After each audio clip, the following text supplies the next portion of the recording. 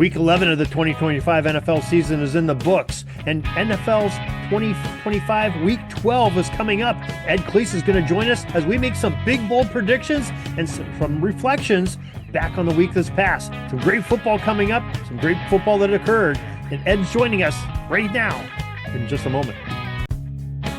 This is the Pigskin Daily History Dispatch, a podcast that covers the anniversaries of American football events throughout history.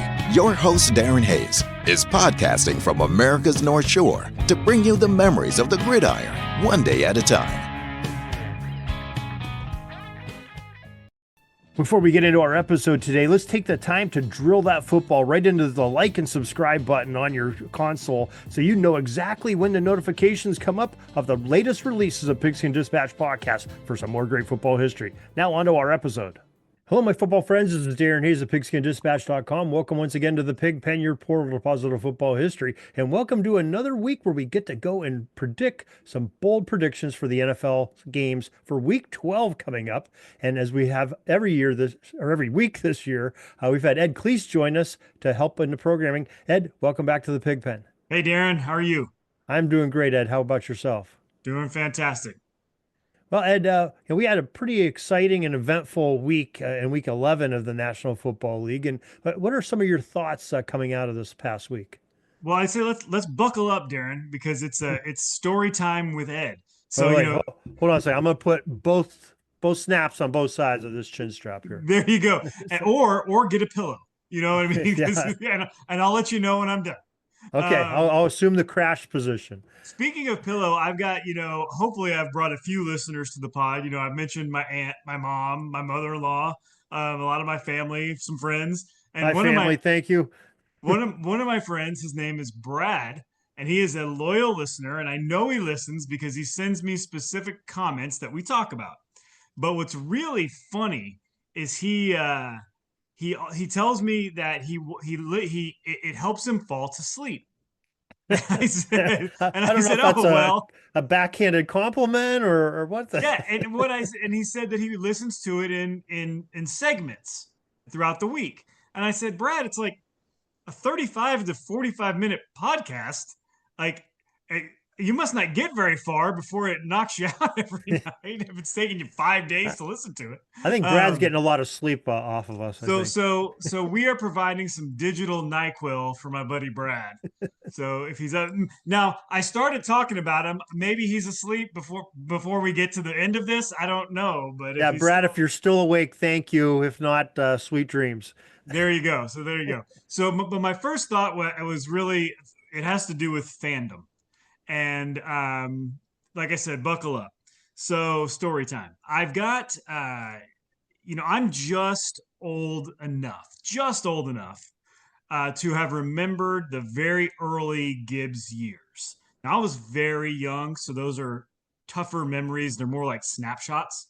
And I'm definitely old enough to have remembered the second half of the first Gibbs run when they won their second 2 Super Bowls. That's sort of my glory years, my adolescence growing up watching football.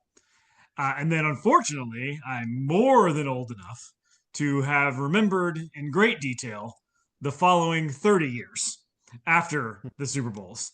And I was always curious as when I got older and I had kids, if they would kind of adopt it. I've got a 16-year-old daughter, and she is a huge, huge basketball fan. That's her game. Huge NBA fan, huge Thunder fan. But she likes football and she likes the Commanders, and she has always watched them with me. And I think we can call her a football fan and a Washington fan. And then a few years ago, my son, who is now about to be 14, he started to really get into football, started into playing football and getting into football. And I was like, well, I guess we got another little Washington fan. And then my 9-year-old, she's more into basketball right now, but even she'll wear a jersey or watch the game. So kind of sucking all three in a little bit. And it was the 2022 season. It was the 5th game of the year. We were 1-3. We were playing the Titans at home. And we had spun the roulette wheel that offseason for our quarterback like we did every year. And that year it landed on Carson Wentz. And so that's who our quarterback was in 2022. We were playing the Titans. It was a beautiful day. We were 1-3. It was a very entertaining, good back and forth game. We get a first and goal. We're down by 4 or 5, so a touchdown wins. No field goal does no good. We're down inside the 5, first and goal. 30 seconds left. So it's do or die. And he almost does an interception on second down. Thankfully, the Titans drop it, and we live to fight another day. But as they say, if you don't try it first, try again. If you don't succeed at first, try again. So he did, and he was able to throw the interception on third down instead, which ended the game. And at that time, there was the very beginning pangs and whispers of maybe Snyder being forced to sell. But at that point, it did not feel real. He was still the owner. And that night, my son and I had a moment, Darren, a moment that I will never forget. Because I started thinking that, you know what? I'm stuck in this place, okay? It's too late for me. There's no saving me, okay? I am here forever, and I am now in this black hole with Dan Snyder and the rest of the fans that are still here, and we're here forever. And it is not fair to my son to force him to be here with us. So I took him into our bedroom that night, and I said to him, look, you don't have to do this for me, okay? You can go. I will buy you a Patrick Mahomes jersey. I'll buy you a Josh Allen jersey. You got your grandma's family's from Buffalo. You can root for the Bills. The Chiefs aren't too far away. You can root for the Chiefs. You can't pick anybody else in the NFC East. But you've got 28 other teams that if you tell me right now, Dad, I want to root for somebody else, because I said to him, because if you keep rooting for this team, this is going to be your life. This is it. Okay? So this is your chance right now to get out. All right? And Darren, this was like one of those, like, you never forget. He looked at me, he said, no, Dad. He said, he didn't even think. He goes, I don't even think about it. He said, I'm in. I'm in just like you. And, obviously that's sort of oh my gosh, I don't know whether to laugh or cry or both or be mad at him. I don't know, I don't know what to do. I don't know what to do. So anyway, that's a little backstory. So we suffer through the rest of that season. We suffer through 2023, which was a terrible year, but we had the ownership change. So there was hope, right? There was a lifting. And then we get this beautiful, miraculous, incredible 2024 season that's just like from the heavens, right? And my kids get to experience it. We go to 2 games last year, both 2 of the best games of the year in the NFL, if not just for the Commanders. Both end with Washington touchdowns in the last 10 seconds. And we're there for both of them. We experienced the amazing 2 road playoff games, getting to the AFC Championship, and having this wonderful quarterback there. So now it was an amazing experience, and it felt so worth it. And I was like, well, I'm really glad we had that conversation, and he stuck it out. So then we fast forward now to the current time, right? And something I've noticed from them my kids, when I say them, over the first several weeks is they're already starting to drift with our bad start. Maybe losing a little focus and interest already after being spoiled last year. So I sat them down prior to this week and I said, no. You guys had your chance. You had your chance. I gave you an out, all right, a couple years ago. You didn't take it. So now you're in, and now you're locked forever, okay? And so I said, so get ready, because we play in Madrid, the 3-7 Washington Commanders against the 3-7 Miami Dolphins early in the morning, and you're getting up, and we're going to pregame just like we always do, and you're going to suffer through it with me just like we always do, because that's what we do now. So I get up about 6 a.m. I take the dog for a walk. I go get some of our favorite bagels from our favorite bagel shop. We all sit outside, and, they're sort of begrudgingly and dragging out there a little bit, but I'm making sure they got their jerseys on, they got their sweatshirts on, because this is what we do now, right? And so we sit out there as a family. We watch the game. It's sort of an oddly entertaining game.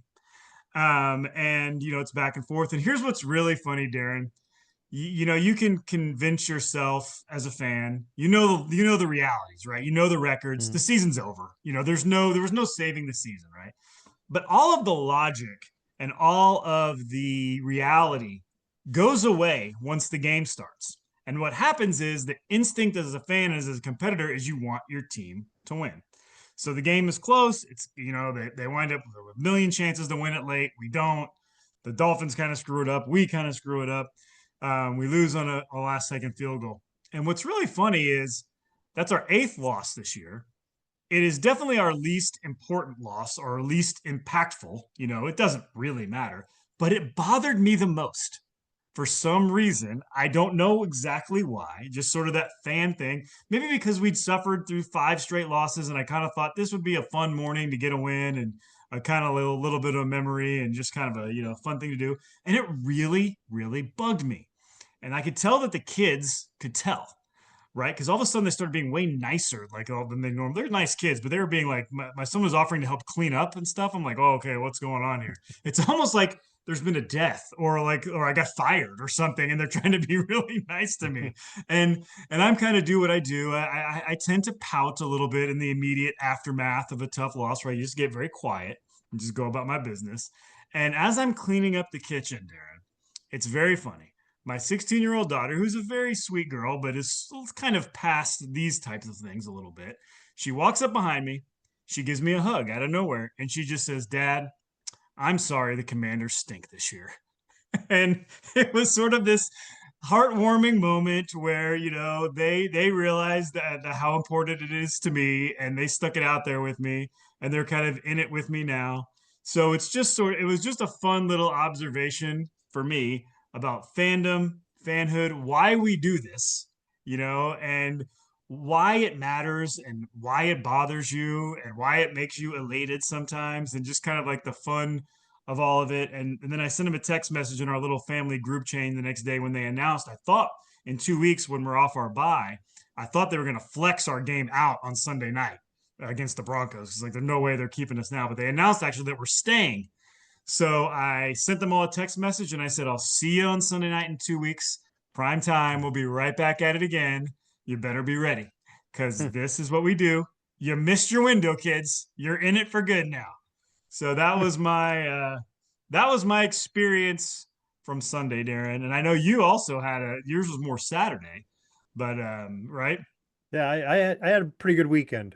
Western Pennsylvania. We had Acrisure was had some of the biggest highlights of the football season, I think. Oh, that's right, because Playing, both games were there. That's right. yeah, both games were there. I was in person at the Notre Dame Pitt game and got to see Jeremiah Love with the famous spin move touchdown in the first quarter, which was incredible. If the guy doesn't win the Heisman, I don't know ever deserves a Heisman, because I mean, he's unbelievable. And then just seeing a lot of things, a spitting incident where you got Right. a player ejected for punching, and now a guy's out for suspended for next week, and Jamar Chase, and but Darnell Washington is a freaking beast, and it was one of the most incredible displays. He had 2 plays. Everybody saw the one where he caught the 17-yard pass and stiff arms a linebacker to the ground, just backs him up, crushes a DB, and then runs over another DB and knocks him out of bounds as he goes out of bounds. That was just unbelievable, and fans are going wild on that. I'm watching that on television from home. But today I'm watching all 22 of it, and there was a run by Kenny Gainwell to the right side in the fourth quarter, where Darnell Washington leads out. He blocks Myles Garrett just to clear the path, so he doesn't knock Garrett down, or at least knocks him out of the way. And then he goes down and hits one defender into another defender, and these guys are like rolling, ass over teacups as Gainwell gets like a big gain, a big rushing gain. So yeah, Darnell Washington is like a national folk hero in Western Pennsylvania right now. He's the dude, and you always see at Acrisure they show the tramways that are going up the hill just outside the stadium across the river, and that is Mount Washington that they're going up and down. Well, everybody has been calling him Mount Washington because he's a very large man. Very large, yes. He's like Doesn't look normal when he 260. has the ball in his hands. Yeah, they say he's 260 in the program, but everybody knows he's like 320. He's bigger than the tackles for the Steelers. So yeah, just unbelievable game of football between Darnell Washington and Jeremiah Love of Notre Dame. Just great weekend. So some really good football in that stadium, unless except for the Pitt Panthers, which made my brother-in-law a little bit sad, which is just great, just great. Don't tell Yeah, my mother-in-law though that I said that. no, but it was a pretty cool game too because for Pitt fans because they retired Aaron Right. Donald's jersey that game, which was the big fanfare the whole game they had showing little clips and everything. But Tony Dorsett was in attendance, Hugh Green was in attendance, Darrell Revis was in attendance. They had all kinds of different people coming on there. Former coach Dave Wanstad gave a little speech and got the crowd all riled up, and it was just unbelievable. And then James Conner, who was a teammate of Aaron Donald at Pitt, was on via video and had some nice things to say. But it was really pretty cool. And of course, they had the whole, the ESPN game day crew there, the ACC game day crew was there, and it was really cool outside the stadium and inside on Saturday. We had a great time. Yeah, they retired his jersey, and then the Irish retired the Panther season. Yeah, basically, basically. There you go. They'll still have some bowl season though. Right. Yeah. So, all right. So, what else did you have from week 11 Really, from the just NFL? because I rambled on so long there, I'll keep this thought pretty short. I've got, I really just had one. We know something we talked about last week um, was what happened in Denver. And this is one of the only times I have ever felt this way that I can think of in watching the NFL ever. Is that I almost feel like the Broncos win over the Chiefs was more important for the NFL at large than it was for the Broncos. Because we talked about it last week, how I said, I think the Chiefs, if you had me pick, I'd still pick them to go to the Super Bowl. I would put them as number one in the AFC power rankings. And now that's over because that one more loss changes everything for the Chiefs because now they're 5-5. They're 4 games behind Denver, right? And they're what, 2 games behind the Chargers. So they are not, and they have losses to both. And then they have losses to the Bills and the Jags, teams that they're competing with for the wild card. So they're in actual trouble. Forget the division. This is 9 division titles in a row. It's amazing. So that's ending. So they will not be playing any home games at Arrowhead in the playoffs this year for the first time in a decade. Okay. So that is a huge change, right? A Really huge is. change. A huge change. So that is really just and there's I still kind of think if you put a gun to my head and said are the Chiefs going to make the wild card, I'd probably say yes. I think they'll figure out a way in, but it's no sure bet.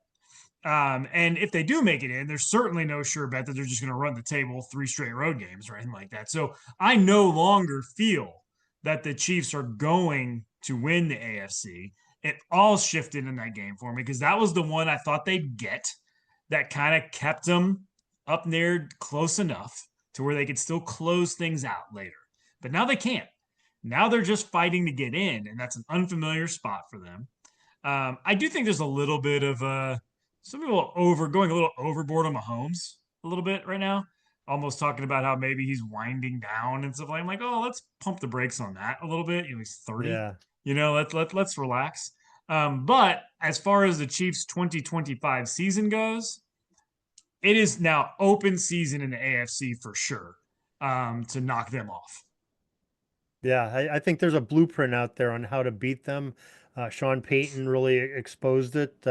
And he said all week long, leading up to that game, that he was going to have his defense. I mean, and Denver's defense is unbelievable. They are stacked. They play well together, and they keep points down. And they definitely did that against one of the more potent offenses in the National Football League. But Sean Payton said all week long that he planned on keeping the ball away from Mahomes and having his offense run the ball and eat clock and they did that too, and just holding them to field goals, and he did that too. Mission accomplished for Coach Payton and his Denver Broncos. Yeah, their defense is awesome. Yeah, most definitely, most definitely. All right, well, as long as we're talking about week 11, maybe we ought to talk about how we did on our point totals last week for our predictions. Let's do it. Let's do it. So Darren, take a bow. You just had the best week that either of us have had, and I don't mean that. Yes, it's going to show in the numbers, but also just in how good your picks were this week. They were fantastic. So we're gonna start with we'll just start with the one you After got. the pitiful week the week before, had the Yeah, big yeah. I mean, Easter this was makeup. this was quite the bounce back. So you're gonna get. We'll start with the one you didn't get any points on. That was the Lions game, going into Philly and beating the Eagles. And that was bad. That was Yeah. Oh, what was that? surprising.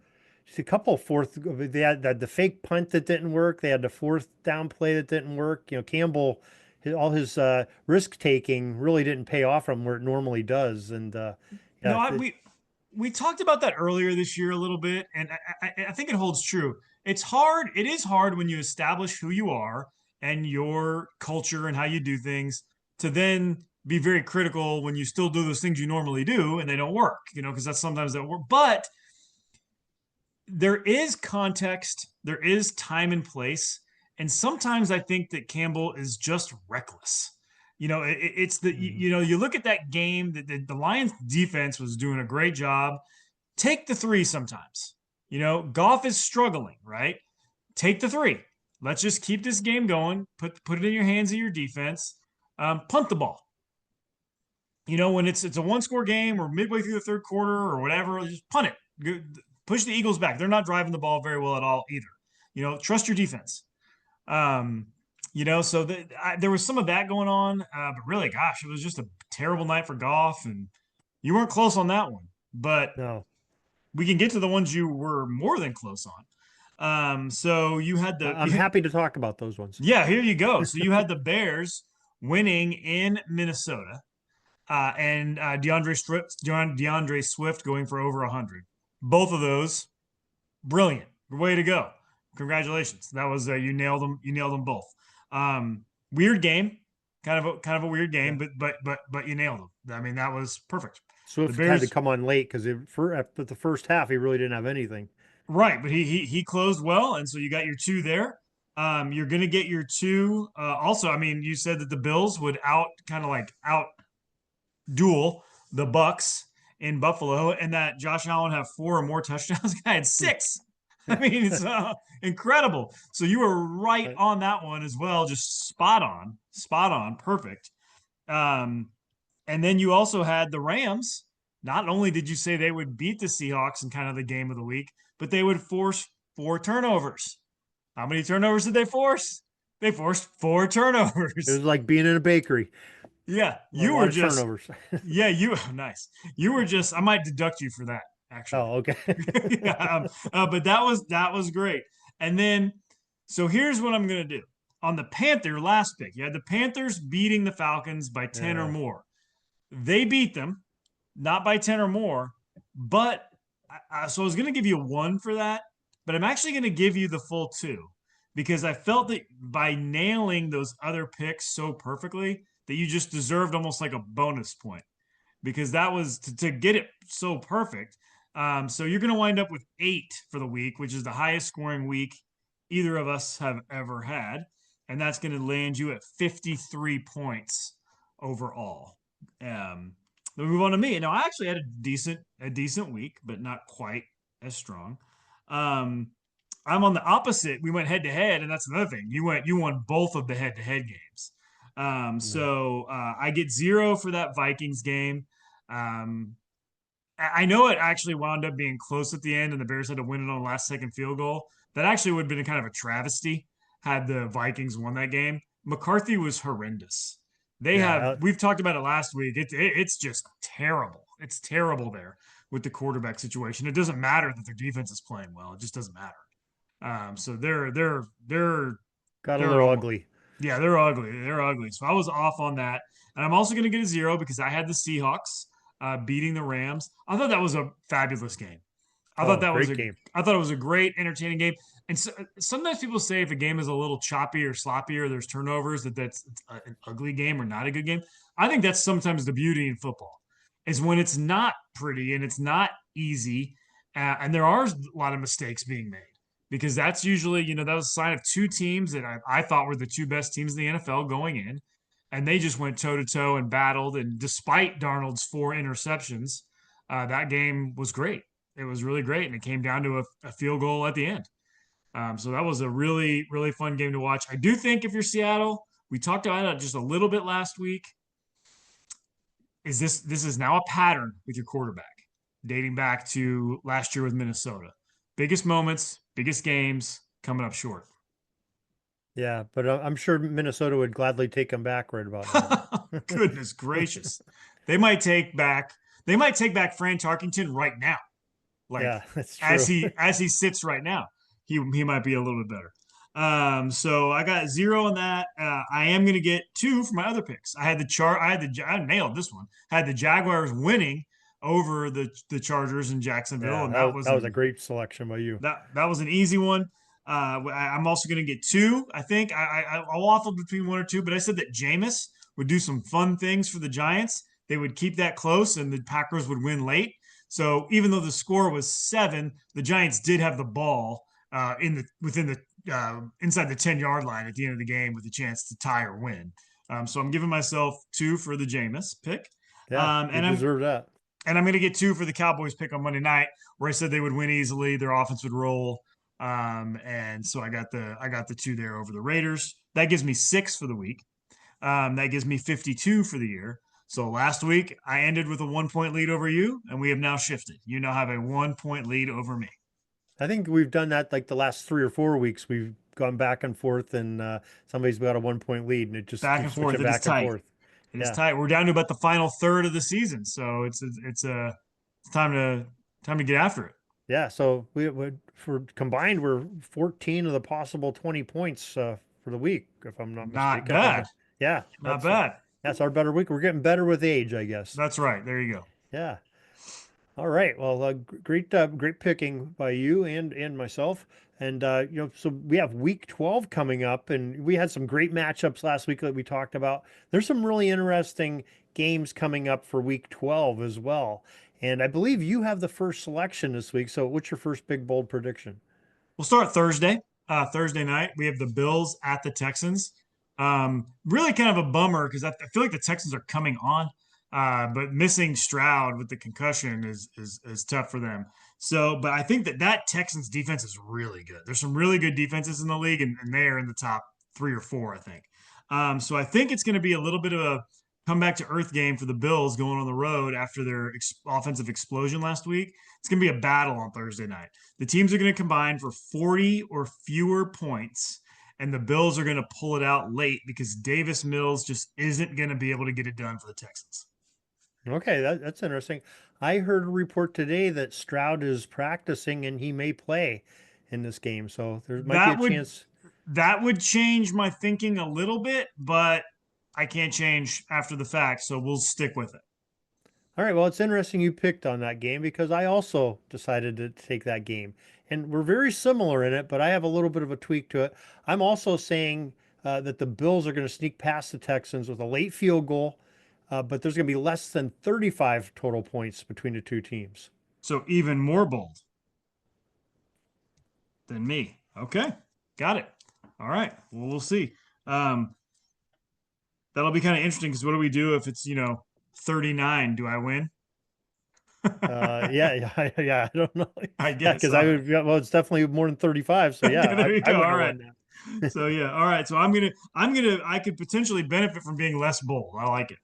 All right. So then we're gonna go to Sunday now for me, and I am going to say. So I've been pretty good on the Jags this year, picking one way or the other. So I think this week it goes back the other way. They're gonna fly out to Arizona to play the Cardinals, who have looked very bad, who looked really, really lousy the last 2 games after winning in Dallas. But the Cardinals are going to beat them this week.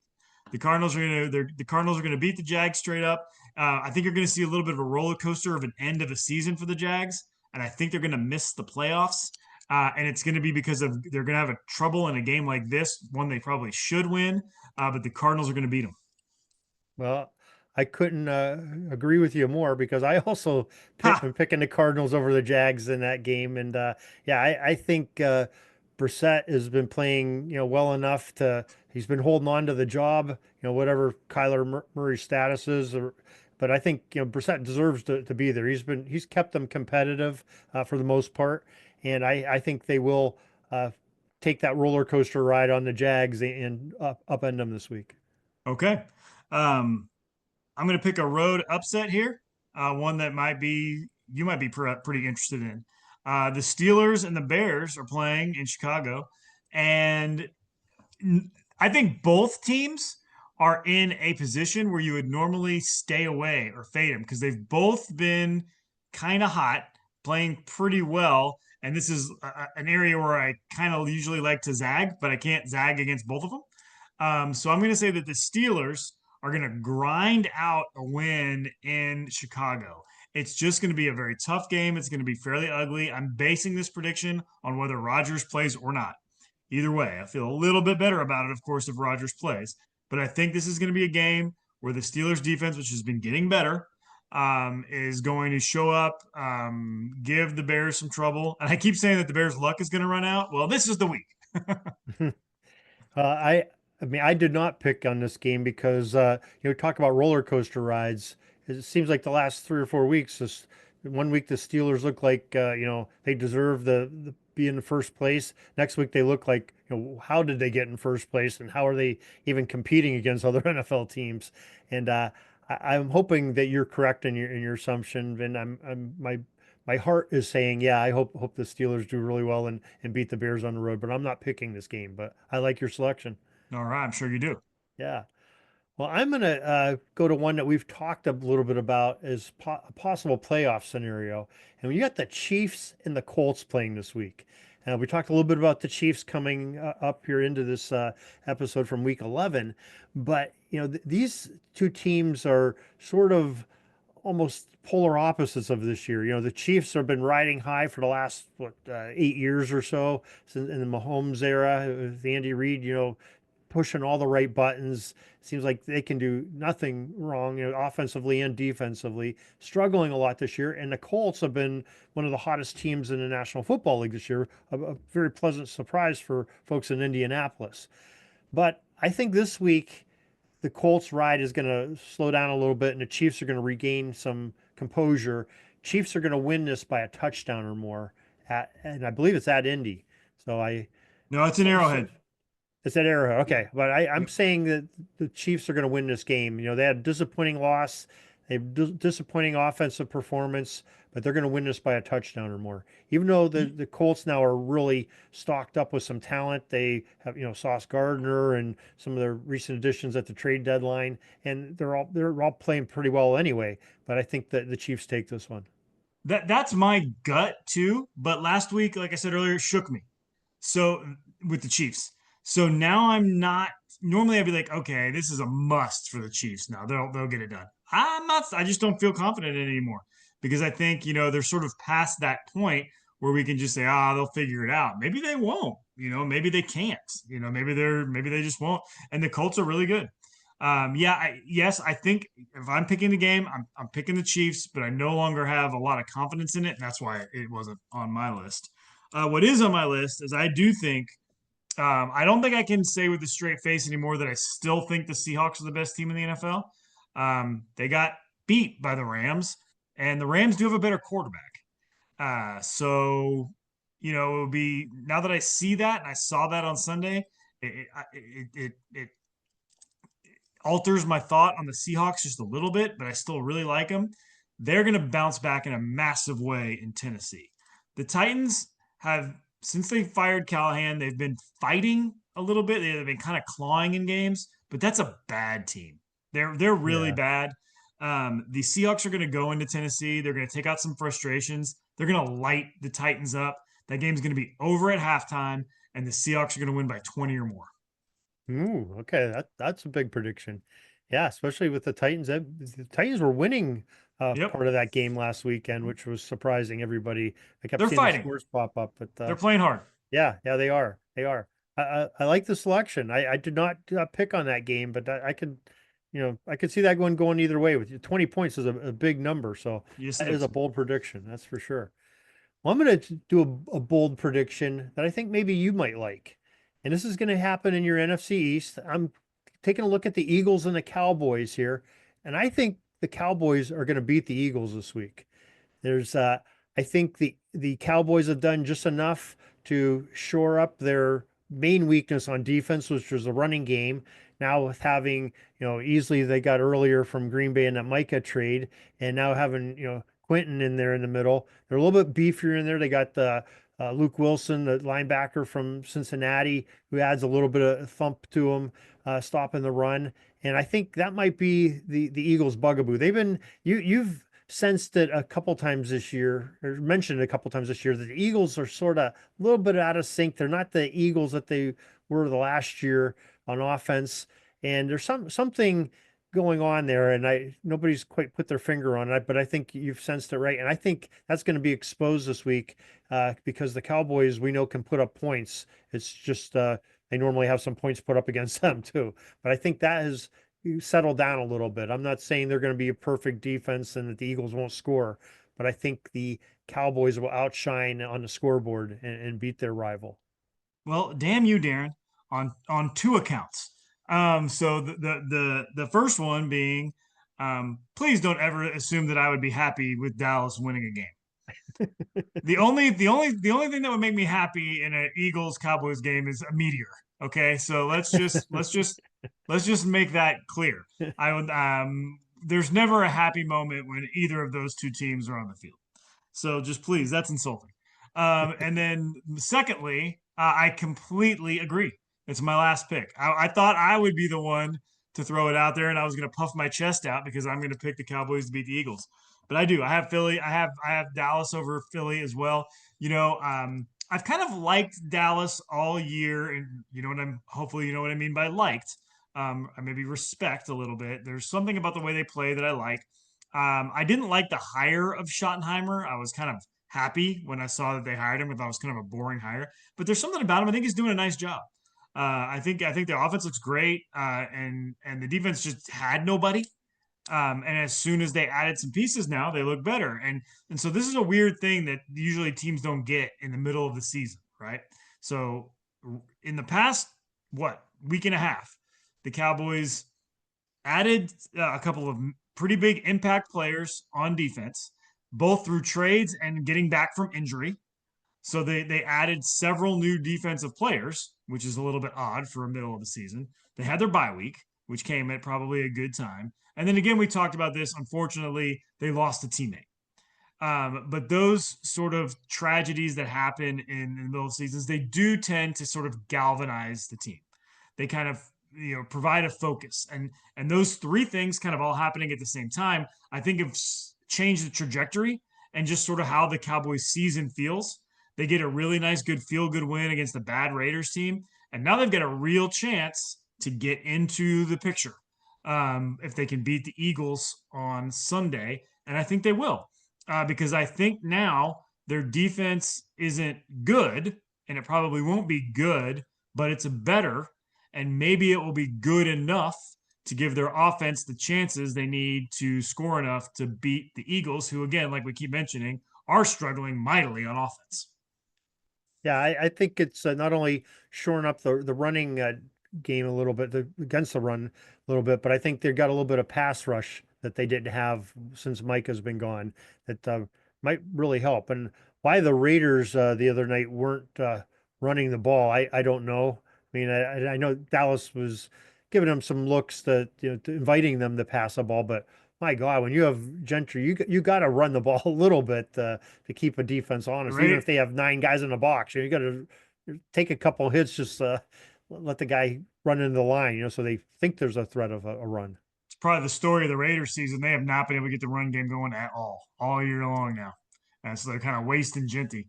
That's the one thing you're going to take a running back in the top 10. You better have some road pavers for him, or it's not going to work out very well. Yeah. They maybe did it backwards. Yeah, I think you're right. They should have got some big guys up in front. So my final pick is I'm going to go to you talked about the Rams last week. We talked about the Bucks. They had but how about the Buccaneers? The games, they're like going through a gauntlet of these top teams in the National Right. Football League, and this is like a premier matchup. And I think this is going to be a really fun game, just like the Bucks were against the Bills and the Rams were against Seattle. But these are big boy pants games here. But I think this week that Baker Mayfield and the Bucks are going to overcome the Rams and in a shootout, just like they had last week. But they're going to beat the Rams at their own game. Mayfield and the Bucks on top. Yeah, I took a peek at this one, and obviously the only way to make a real bold prediction would be to pick the Bucks to either keep it really close or to win. And I just don't see it. As I really like Todd Bowles, like I think a lot of people do, but their defense has these odd moments where they get into way too many shootouts. The Bills lit them up this last week. The Seahawks lit them up in that game a few weeks. The 49ers moved the ball really well with Mac Jones against their defense is kind of weird in Tampa. And the team that I saw in LA last week, they look like a team that's ready to win the Super Bowl to me. I don't think they're going to have a letdown. I think it'll probably be a pretty tough game, a pretty close game. But the Rams, I think, will win. So I'm going to disagree with you on that. But of course, it's not on my official 5. Yeah, but the main thing is doing is because they had such an emotional win last week over their divisional rivals. I think there might be a little bit of a hangover, a little bit of a letdown coming, which is natural. It happens all the time in the National Football League, and that's what I'm sort of banking on. And I think the Bucks have a little bit of an edge to them because even though it was a 12-point game that Buffalo won, it was a close game for the majority of that game. It was back and forth. It was fun. They were competitive with the Bills, and I think they'll be competitive this week enough to put them over the edge. And if the Bucks lose, they strangely enough, they got the Panthers nipping at their heels right now. Yeah, and it might be let teams like Dallas and Green Bay and the Lions back into the playoff picture too. So for sure, could be really interesting. Very very interesting NFC race for the wild cards and the divisions. For the most case. So yeah, pretty interesting. All right, well that is our picks for this week. I think I'm not sure. Is there anybody having a bye week this week or we do. You didn't know that, okay. Darren? I thought you'd be very upset you don't get to watch Commanders football this week. Yeah, I was pretty upset about it. Yeah. But, it's the Commanders and the Dolphins, and then the Broncos and Chargers are the 4. I think this is the last week, and maybe there's one more. I don't know. Yeah, I know it's dwindling down here where they're not going to have bye weeks here very much longer. But so teams will get no rest through December. So, but getting into the fun part of the year where the races and the teams the competitors are coming to the top and the pretenders are falling back, and this will be a fun one here again. Hard to believe we'll be talking about Thanksgiving games next week. Yeah, that is for sure. So, folks, that's something to tune back into. 3 games on Thursday next week, and I'm sure we'll be picking at least one of them, each one of us, because those are a good majority of the games, and of course the whole weekend of the games after the Sunday and Monday games as well. So tune back next week, same bat time, same bat channel, and Ed, we'll see you then. So appreciate your thoughts here today. You bet. And if Brad is still awake, have a good week, Brad. That's all the football history we have today, folks. Join us back tomorrow for more of your football history.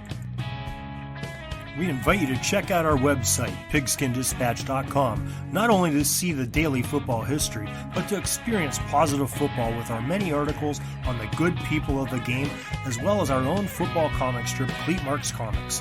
Pigskindispatch.com is also on social media outlets, Facebook, Twitter, Instagram, and don't forget the Pigskin Dispatch YouTube channel to get all of your positive football news and history.